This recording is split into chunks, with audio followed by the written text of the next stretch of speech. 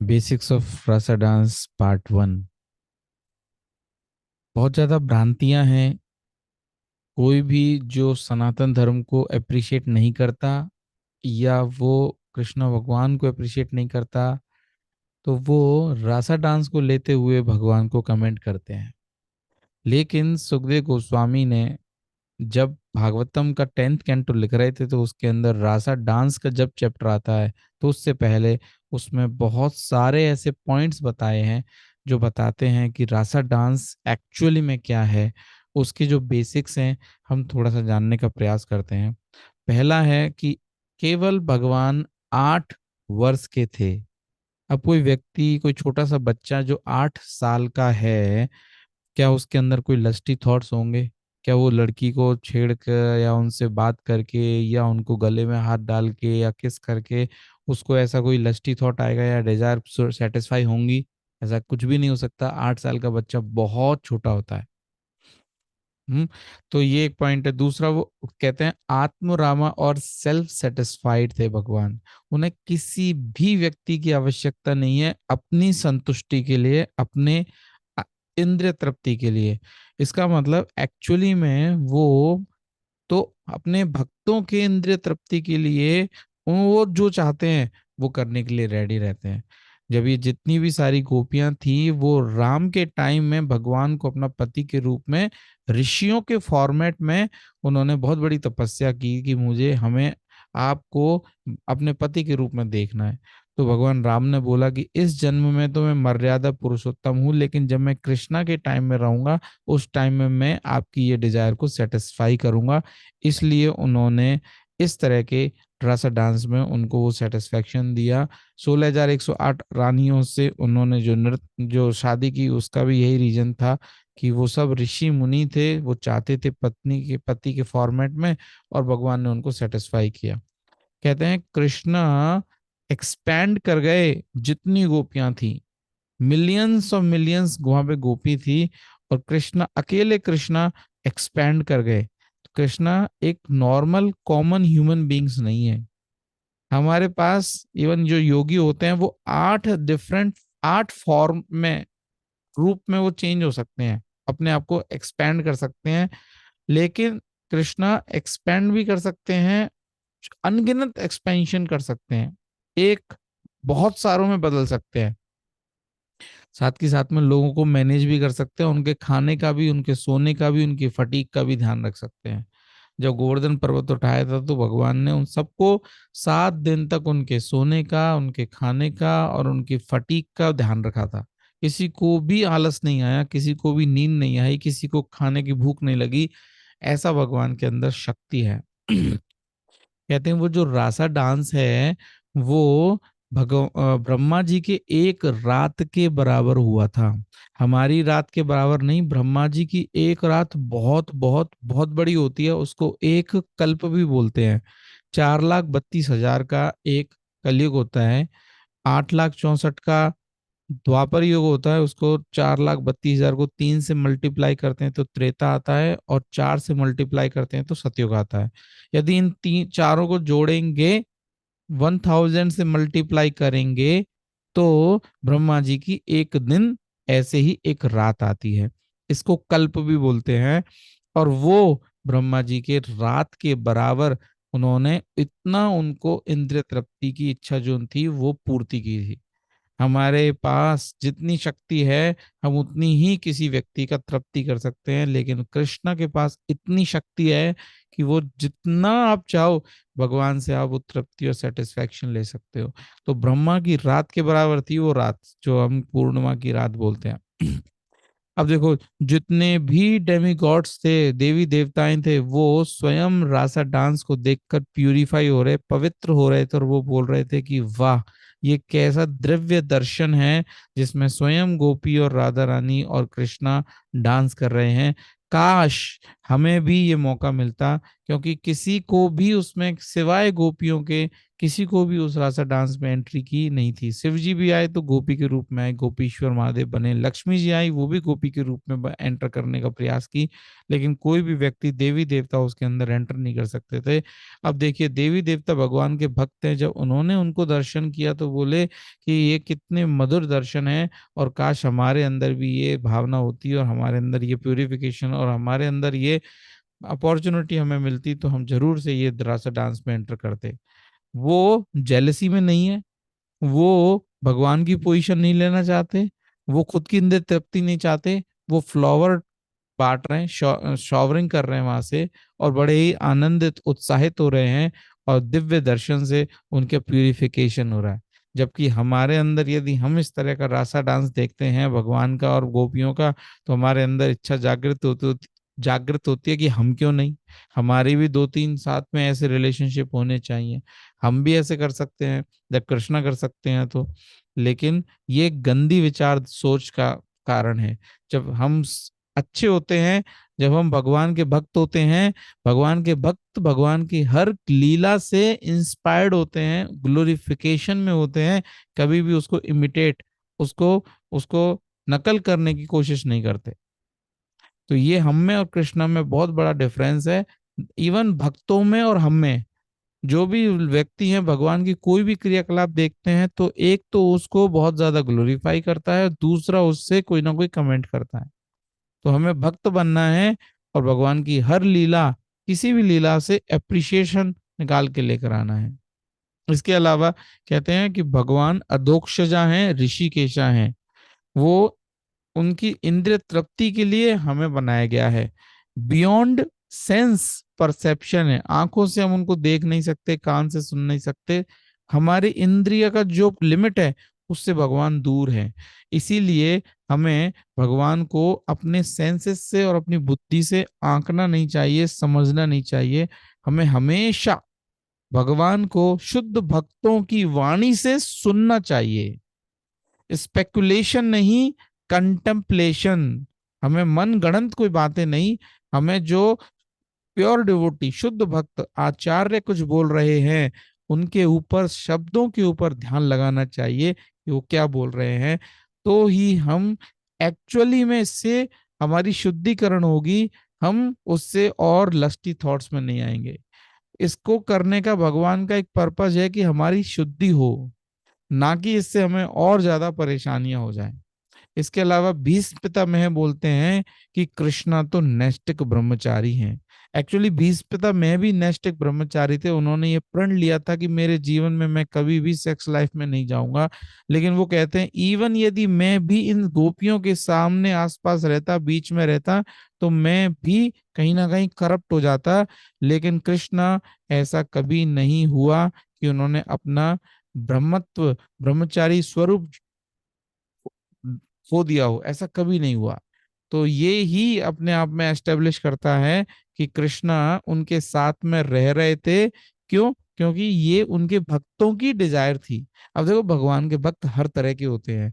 जो शांत रूप में होते हैं वो जैसे हिरण है, पेड़ है, मुरली है, और जितने भी लोग दूर से भगवान को देखते हैं वो भी भक्त हैं।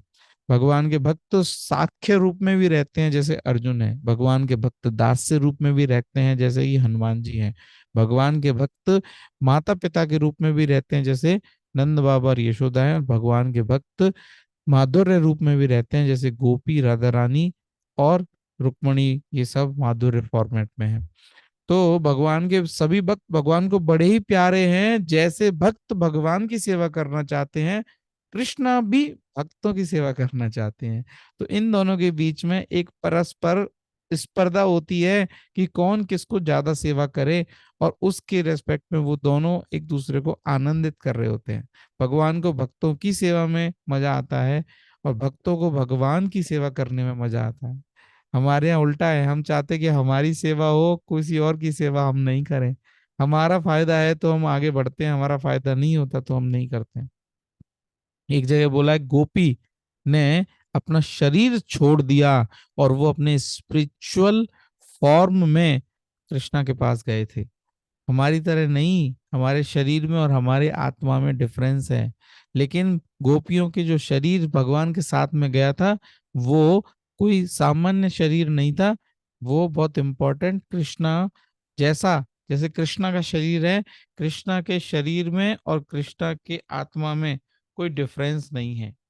देही देहा अवध्येयो हम, देवताओं के देही देहा विभेद्योयम नेश्वरे विद्यते क्वचित, एक श्लोक आता है जिसमें बताते हैं कि कृष्णा के देही में और कृष्णा के आत्मा में डिफरेंस नहीं है। तो इसलिए ऐसी बॉडी जो गोपियों की जो शरीर था वो भी ऐसा ही था। उसको नहीं उन्होंने छोड़ दिया, जो भौतिक शरीर जो दिखने में लग रहा था वो छोड़ के वो स्पिरिचुअल शरीर में गए थे। तो आज के लिए इतना ही है। आप हम पार्ट 1, 2, 3, 4 और भी इसमें रखेंगे, बहुत कुछ है पराशर डांस के बारे में जो सुखदेव गोस्वामी ने बताया है। देखिए, जो आचार्य हैं, यदि हम उनको समझें और उनसे हम भगवान के बारे में समझें, तो हम हमारी लस्टी थॉट्स कम होते हैं, डाउन होते हैं। इवन चैतन्य महाप्रभु और सुखदेव गोस्वामी इसमें बड़ा ही आनंद लिया करते थे। अब सुखदेव गोस्वामी भी ऐसी, आप सोचिए, मटेरियली वो कहीं भी इन चीजों में लिप्त नहीं थे, और चैतन्य महाप्रभु भी अपने आसपास भी कहीं ऐसे किसी लड़की को, औरत को पास नहीं आने देते थे। तो ऐसे व्यक्ति जो कंप्लीटली अलूफ हैं, वो गोपियों की और कृष्णा के बारे में बातों को सुन के मजा आ रहा है, आनंद आ रहा है। इसका मतलब इससे ही सिंपल कोई लॉजिक लगा सकता है कि ये चीजें कोई सामान्य लड़का लड़की के कोई अफेयर्स नहीं है, ये दिव्य हैं, जो दिव्य आत्माएं उसके बारे में डिस्कस कर रही हैं और सुन रही हैं।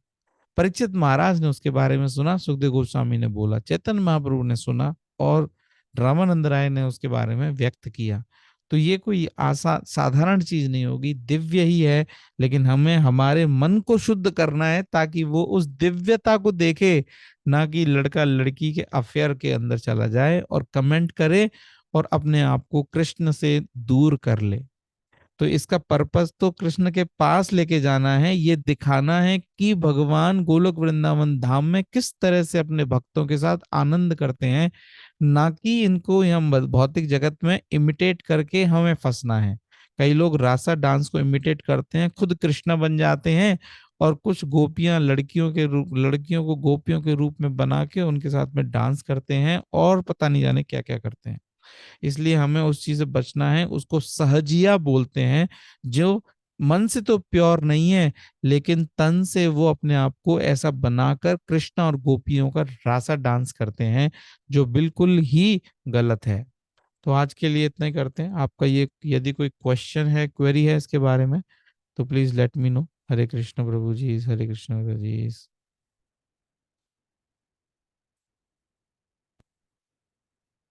यस।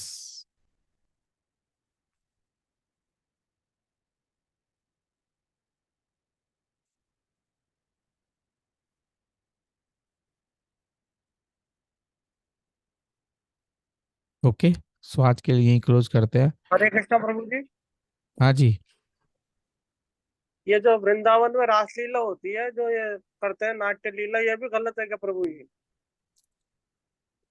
अब जो बहुत बड़े आचार्य हैं वो बोलते हैं कि ये तो एक दिव्य प्लेटफॉर्म पे है।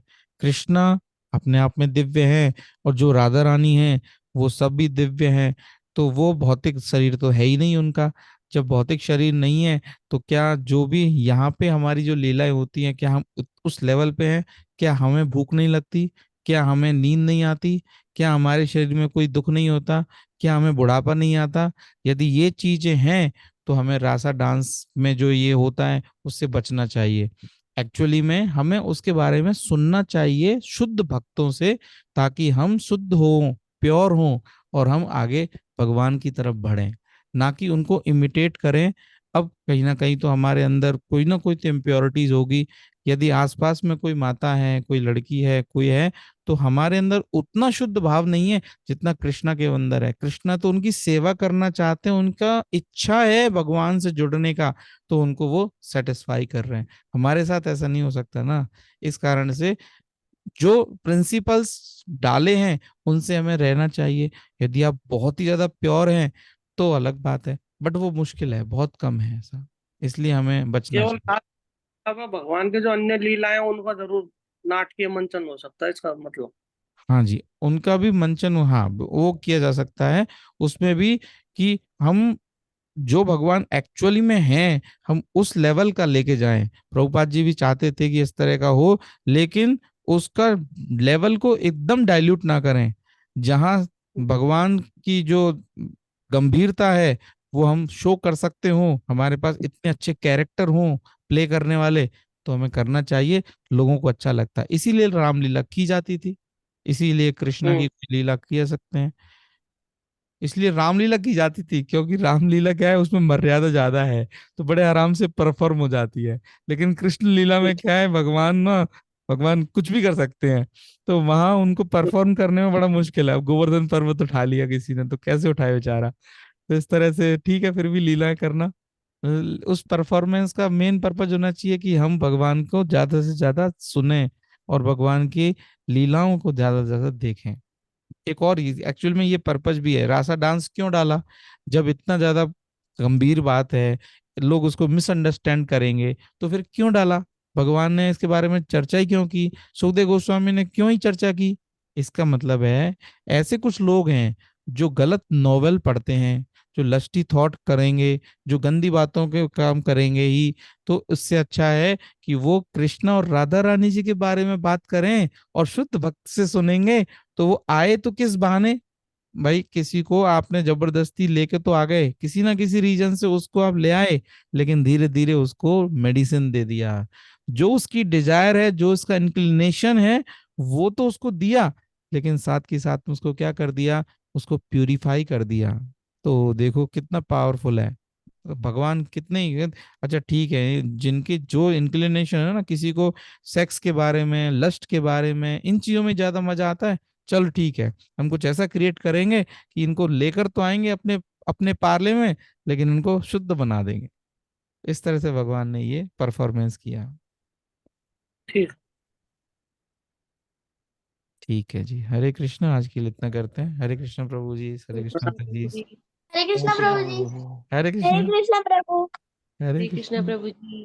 हरे कृष्णा, चल गया। हरे कृष्णा।